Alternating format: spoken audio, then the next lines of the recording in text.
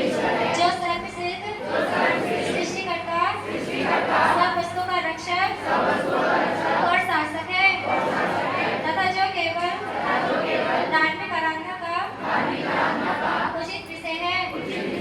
हम विश्वास करते हैं कि ईश्वर तब में तीन व्यक्ति हैं, पिता, पुत्र और पवित्र आत्मा, जो गुण अविभाज्य और सामर्थ और महिमा में एक से हैं। हम विश्वास करते हैं कि यीशु मसीह के व्यक्तित्व में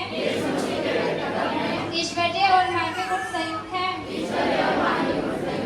इसलिए कि वह सच्चा और यथार्थ रूप में परमेश्वर तथा सच्चा और यथार्थ रूप में मनुष्य है।